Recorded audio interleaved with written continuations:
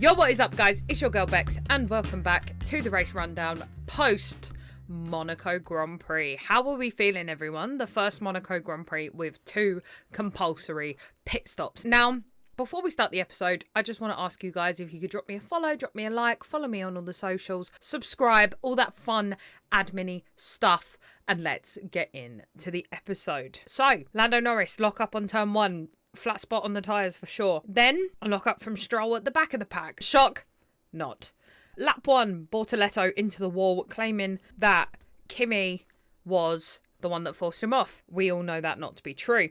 Then Tsunoda, Gasly and Behrman all pit. Second lap with this safety car, virtual safety car. Ollie, they didn't have any tyres ready for him, so the pit stop was extremely slow. Lap 5, Lando's tyres are still good despite the flat spots, thank the Lord Jesus.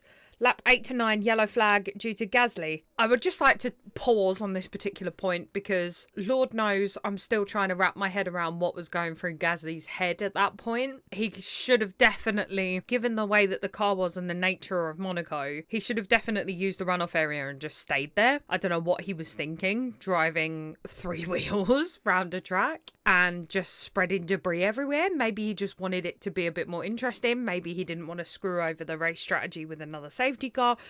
I don't know what was going through his head, although I do know that he made the whole situation a lot more dangerous than it needed to be. Lord knows what was going on there. Debris was everywhere. He smashed into the back of Yuki. Could have just used the runoff area. Didn't. So anyway, at this point, Oscar's slowing down because there's double yellows, which is one before a red flag. So you slow down because it's double freaking yellows. Max, on the other hand, did not do that. And it went green and he said, okay, and started to speed up. Now, he wasn't past the green flag yet, so he should not have started to speed up.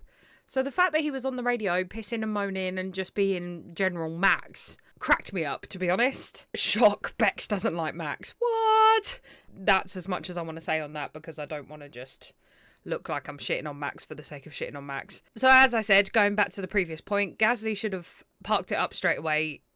He locked up the rear axle in the downshift and the braking, crashed into the back of Yuki, and that was that. He should have almost definitely have pulled to one side and not spread debris everywhere. So yeah, Max was complaining over the radio, shock, not, saying he cut him off, but there was double yellows. Max tried to overtake before passing the green flag. Naughty, naughty.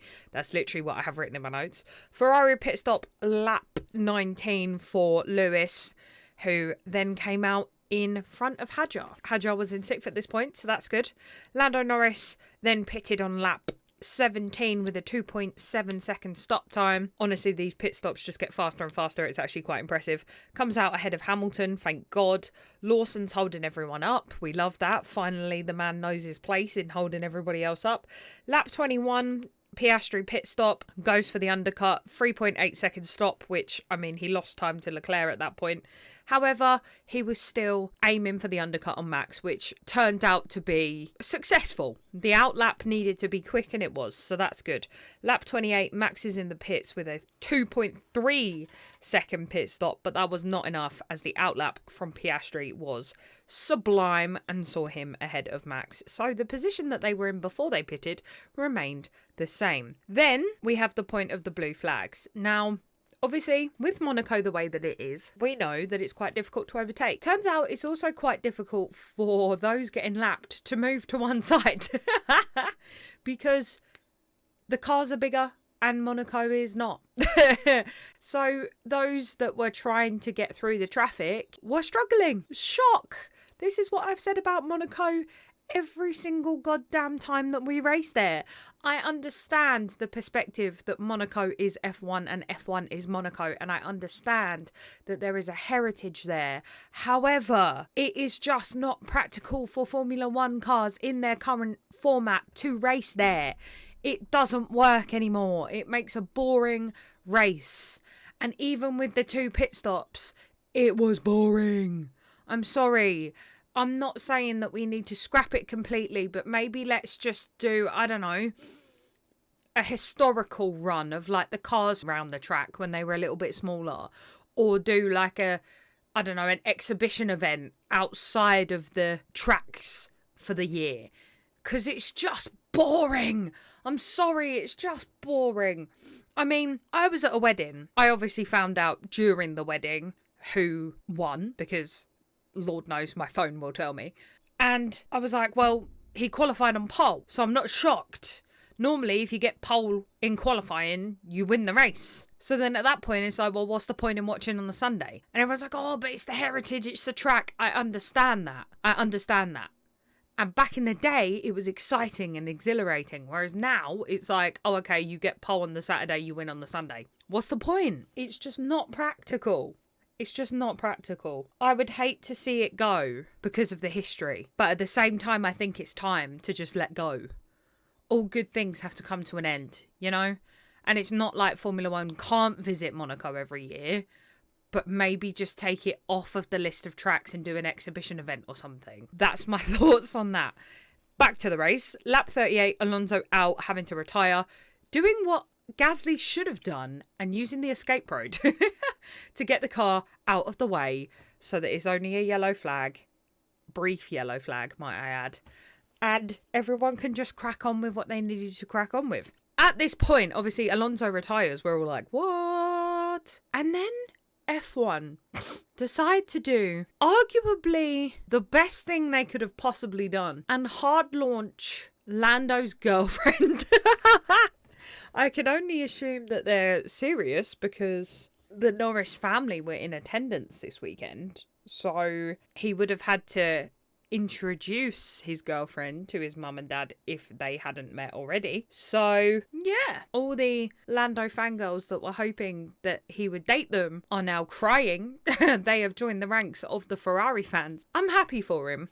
We're going to go more into that on the off-track news, but I'm happy for him. Crack on, Lando. Good for you. Maybe just don't mess this one up like you did the last one. Okay, moving on. Then we had at the back of the pack, Albon and Russell fighting each other. Albon, in the words of George, was driving erratically in order to give Sainz a bit more of a gap. He then overtakes coming off the track, basically gets told to give the position back to Albon. He then says over the radio, he's driving erratically, I'm not going to do that, I'd rather take the penalty. Fair! So he gets given a 20-second drive-through penalty, I believe. Yeah, a 20-second drive-through penalty. Kimi then does the exact same thing and gets told to get given the place back, basically. Albon was trying to slow everybody down. Albon and Sainz were then told to switch around about lap 66, 67. So that was that drama. Then lap 76, so we skip forward a bit because not a lot happened after that. It's Monaco, it's pretty boring. Max is first, but needs to pit one more time because of this mandatory two-stop Monaco that they've decided to do, which I still think is stupid. And because of that, he obviously then handed the clean air and the win, basically, to Lando, who, for good measure, just to say, you know what, F you, got the fastest lap. Now, obviously, this season we don't get points for that, but if we did, that would have been handy. However, that is not the case.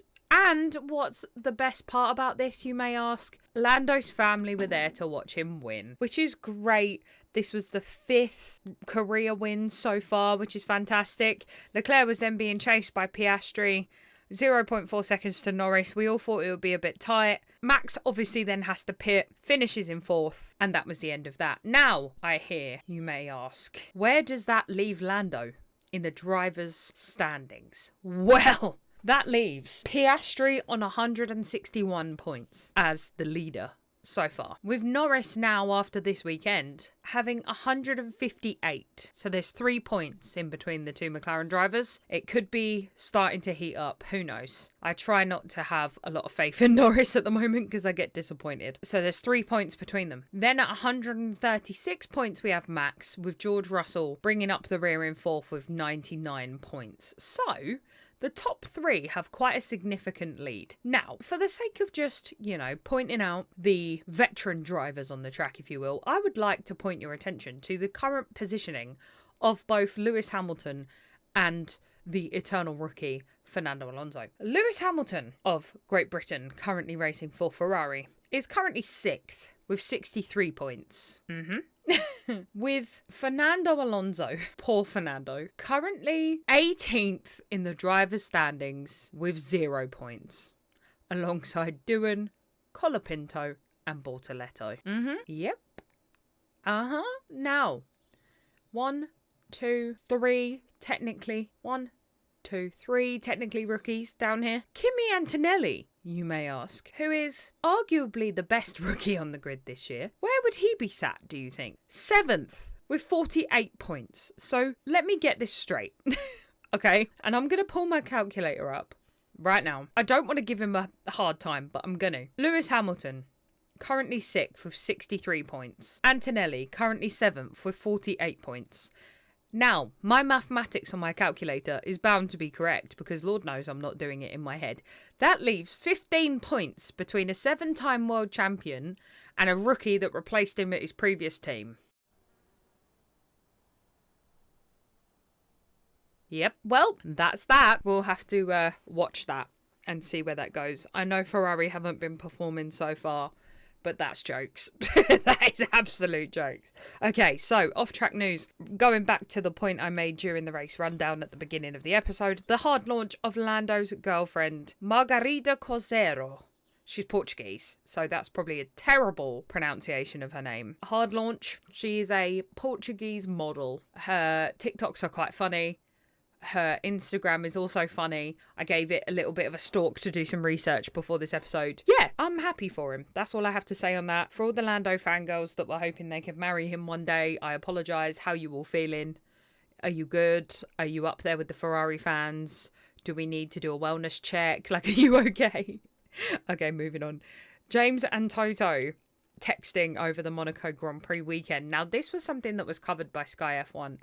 And I find this quite funny because obviously if you have been watching for a while, James and Toto, James Vowles that is of Williams for those that don't know, and Toto Wolff for Mercedes, used to work obviously together under the Mercedes team and were quite close during that time. And James had taken the leap to become the team principal / person in charge of Williams, if you will. Now, clearly that has worked in his favour as both the drivers, I believe, let me just check this. Both the drivers, Alex Albon is in 8th in the drivers' standings and Carlos Sainz is in 12th. Now, this is borderline unheard of when it comes to Williams. So clearly, James being there is a benefit and I would love to see them winning soon. James and Toto obviously have a history and it was reported by Sky F1 in an interview with Toto that there was a text exchange between the two of them, with James saying, "I'm sorry, we had no choice," in regards to Albon slowing everybody down. To which Toto responds, "We know." Bit of sportsmanship there. I love that. Because if the shoe was on the other foot, Toto would have probably done the same thing. And you have to admire that. You know, there could have been a lot of animosity. There could have been a lot of, well, I won't talk to you because you betrayed me kind of thing going on. But there isn't. And that's good. That's good to see. It's good to see Williams back up there again. Really happy about that. And long may it continue as far as I'm concerned. The next point, again, is about Williams. Albon was upset with the typical tactical game at Monaco, and Max agrees. They have both said in post-race interviews, along with a lot of other drivers and the commentary team as well, have all said that Monaco is a lot more tactical now because of the fact that the cars can't overtake anymore. What you've got to realise is the cars are twice the size that they used to be back in the day, and because of that, it makes it harder to overtake. It makes it harder to do just about anything, to be honest. So I can see where the frustration lies there. I touched on this earlier on in the episode and I will say it again. Monaco is not going to be practical, especially with the regulation changes next year. The cars are only getting bigger. They're only getting chunkier. The tech is only getting more advanced.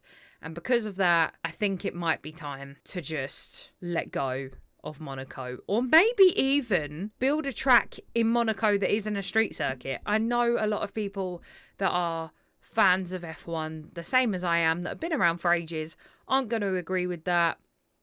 But I think it might be time, because the street circuit is just not practical anymore. Or it'll be one of those races on the calendar that people just aren't interested in anymore. But something needs to be done in regards to that. And the final point that I want to touch on, not for too long, because honestly it makes me angry, Christian Horner is still at Red Bull. So therefore, that rumour and that little bit of excitement that I got for a whole 20 minutes was complete and utter bullshit. And that's that. So, as you could tell by the disappointment in my voice, that's the end of the race rundown for this week. Next weekend, as it's a European triple header, we have an electrifying weekend up ahead at Spain, with practice taking place on the 30th and the 31st, alongside qualifying at 3 o'clock on the 31st, and the race at 2 p.m.